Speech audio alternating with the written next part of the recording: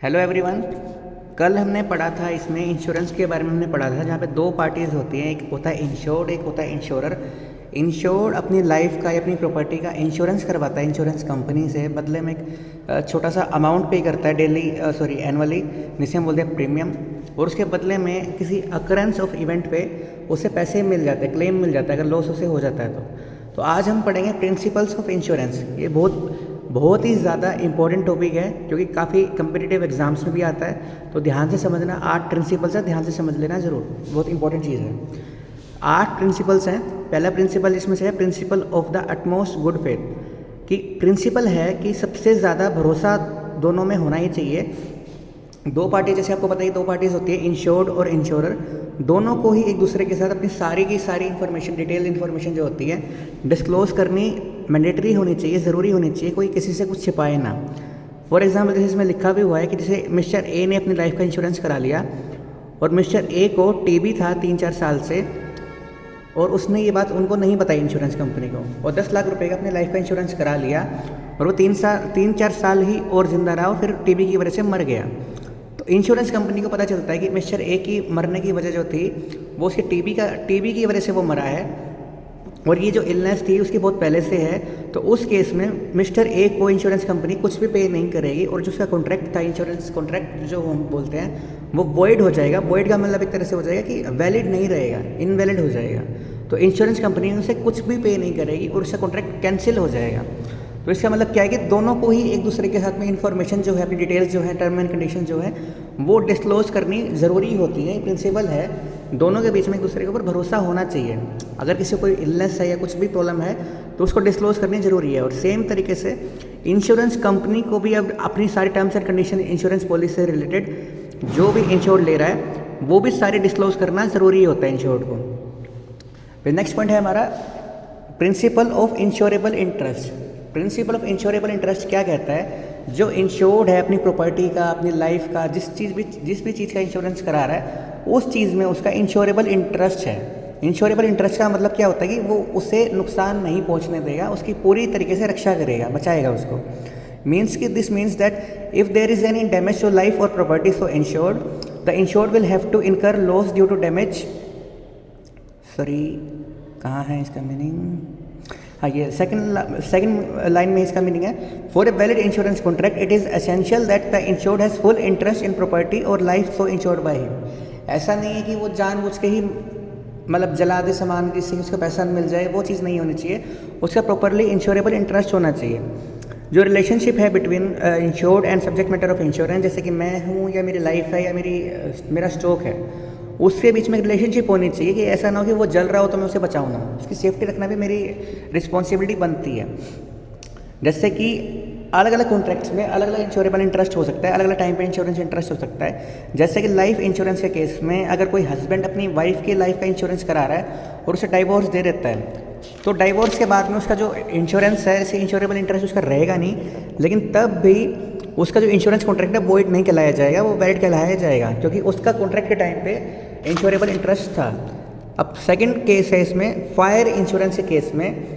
Fire insurance के case में जब आपने कॉन्ट्रैक्ट या पॉलिसी ली, उस टाइम पे आपका इंश्योरेबल इंटरेस्ट होना ज़रूरी है। और जब आपका मतलब कि फायर ब्रेकआउट हो रहा है, जब आग लग रही है, उस टाइम पे भी आपका इंश्योरेबल इंटरेस्ट होना बहुत ज़रूरी है। मरीन इंश्योरेंस के केस में इंश्योरेबल इंटरेस्ट जो है वो आपका वो अकरेंस ऑफ लॉस के टाइम पे होना बहुत ज़रूरी होता है, चाहे आपका एग्रीमेंट के टाइम पे हो या ना हो। तो इंश्योरेबल इंटरेस्ट का मतलब होता है जब कोई लॉस हो रहा है तो हम उसकी रक्षा करेंगे, हमारा उसमें इंटरेस्ट है, हम उसे फ़ायदे के लिए नहीं कर रहे हैं, हम अपने रिस्क को कवर करने के लिए ही कर रहे हैं। ये होता है प्रिंसिपल ऑफ इंश्योरेबल इंटरेस्ट। फिर हमारा नेक्स्ट प्रिंसिपल है प्रिंसिपल ऑफ इंडेमनिटी। इंडेमनिटी में क्या प्रिंसिपल होता है कि अगर जैसे हम जो भी कोई इंश्योरेंस कॉन्ट्रैक्ट ले रहे हैं किसी कंपनी से, उसका मतलब हमने, फिर है हमारा principle of indemnity. Principle of indemnity में क्या होता है कि जो हम इंश्योरेंस कॉन्ट्रैक्ट लेते हैं वो हमें प्रॉफिट अर्न करने के लिए नहीं लेना चाहिए, हमें सिर्फ लॉस के लिए ही लेना चाहिए। मतलब अगर कोई बार रिस्क है तो उसको कवर करने के लिए ही लेना चाहिए। इसमें मतलब इंडेमनिटी का एक तरह से मतलब क्या होता है कि जो हमारा एक्चुअल लॉस हो रहा है वो ही इंश्योरेंस कंपनी हमें पे करेगी। अगर जैसे कि कई बार क्या होता है, जैसे मेरा स्टॉक अगर 50,000 रुपये का है और उसकी वैल्यूएशन जो मैंने 70,000 का इंश्योरेंस ले लिया उसके अगेंस्ट में, तो अगर मेरा सारा स्टॉक जल जाता है तो उस केस में मुझे सिर्फ 50,000 तक का ही क्लेम मिलेगा, जो उसकी एक्चुअल वर्थ है।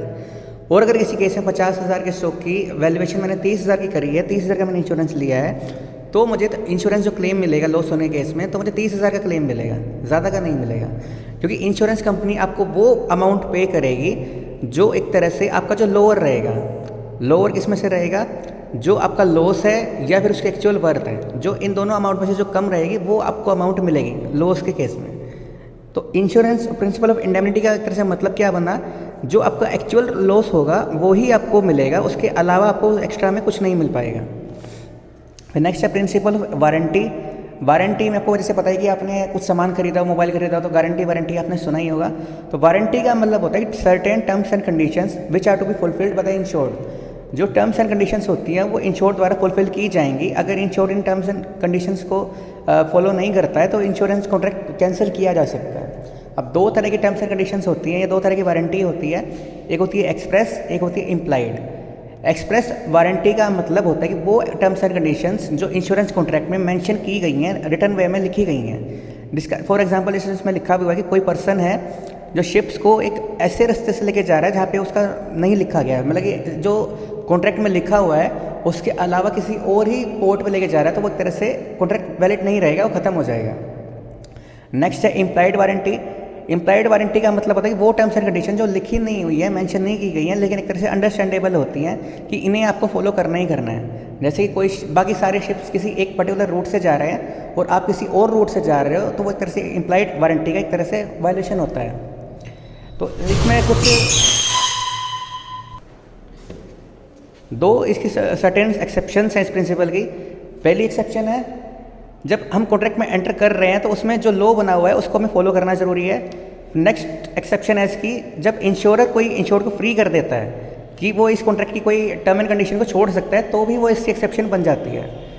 नेक्स्ट प्रिंसिपल है प्रिंसिपल ऑफ कंट्रीब्यूशन का।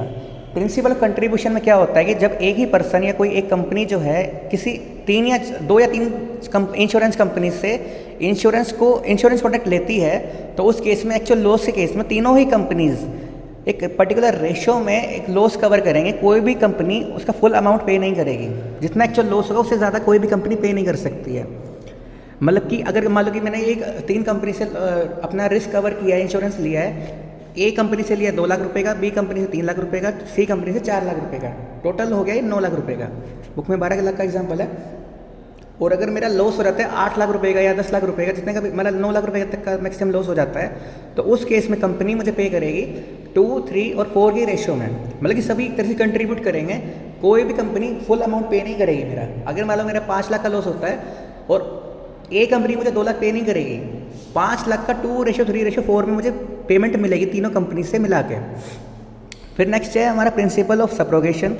प्रिंसिपल ऑफ सब्रोगेशन में क्या होता है कि जो भी हमारी प्रॉपर्टी इंश्योरेंस हमने लिया है, जिसके अगेंस्ट हमने इंश्योरेंस लिया है, अगर उसे कोई नुकसान पहुंचता है तो उस नुकसान पहुंची हुई चीज़ का सारा जो ओनरशिप राइट्स होंगे वो इंश्योरेंस कंपनी के पास चले जाएंगे।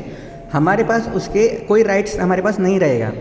फॉर एग्जांपल जैसे मान लो कि हमने अपनी प्रॉपर्टी का एक इंश्योरेंस करवाया है, जो जलने के अगेंस्ट में इंश्योरेंस करवाया है, और उसमें आग लग जाती है। आग लगने के बाद में जो जला हुआ सामान होता है उसका सारा जो ओनरशिप राइट्स होते हैं इंश्योरेंस कंपनी के पास चले जाते हैं, जिससे कि वो एक जो ओनर है, ऑलरेडी जो ओनर था उसको बेच के और पैसे ना बनाए, कुछ और ना करे। तो उसके अगर कंपनी को ये पता चलता है, इंश्योरेंस कंपनी को, कि किसी ने जानबूझ के उस घर को आग लगाने की कोशिश की थी, तो उसके अगेंस्ट में कंपनी लीगल एक्शन भी ले सकती है। तो ये हमारा प्रिंसिपल ऑफ सब्रोगेशन।